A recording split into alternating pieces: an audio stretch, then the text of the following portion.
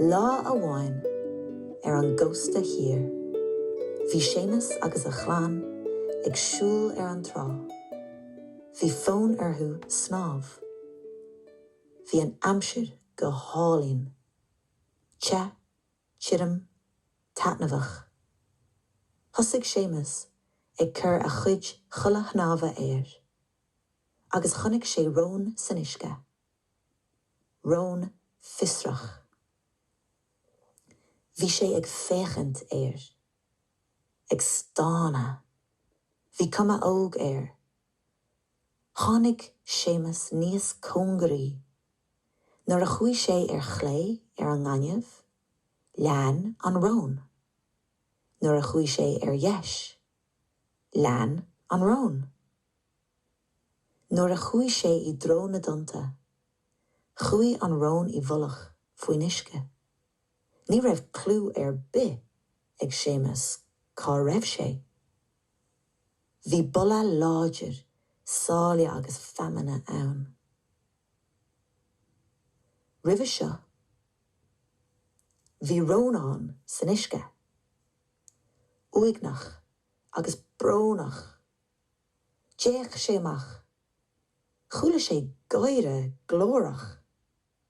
Chonig sé rudaí ag boga an trá. Bhí sé Fiosrach.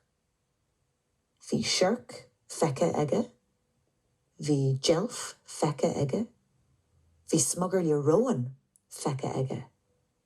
Bhí crosóg mhara feice aige. Ach ní acha sé éon rud mar seo riamh. Ní raibh arable orthú. Bhí grúig orthú. Bhí birteachú mór agus birteachú beag. Tháinig ceann amháin níos cóngarí. Thosaigh sé ag súgra. Rith sé chlé. Lean rónán. Dheis. Lean rónán. Bhí an-chreic aige. Tháinig an corp níos cóngarí. Chuir rónán a cheann faoin uisce. Chan rónán. Chúla Séamus. Bhí scéalta cluiste aige faoin na silkies. Maidin mhara go súil le rón. An ban álín a cheap sé. Hnámh rónán níos cóngarí. Bhí scéalta cluiste aige faoin na déanathe. Ní raibh siad in an marachtáil faoin uisce.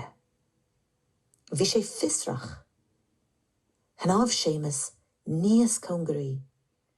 Bhí sé Fiosrach. Go tobann. Bhí aghaidh an roan ó sa chóir. Ó, wow! A scread sé. Ó, wow, wara! A scread rónán. A Hamish! A scread a hismóirí. Thug siad faoi deire faoi dheire go raibh amach ag snámh leis an rón. A whamí! A scread sé. Thosaigh Séamus ag kicáil a chos. Cheap rónán gur chara iontach granmhar Tá méid teacht I do dhia, sa rónán. Ó, mar dhíthe! A scread Séamus. Bhí rónán ag éirí a chosa a bhúla. Déalaigh sé as an uisce agus rith sé. Slán a chara, a dúirt rónán. Tám im éonar a ríis, a cheap sé. Ach tá scéal iontach agam agus cara nua. Bhí Séamus ag cuine an trá, agus bhí rónán ag féchant arás, ag stána, ag bobadach, suas agus sias, ag déanamh manga gaire. Feici mé huarí se chara? An deire,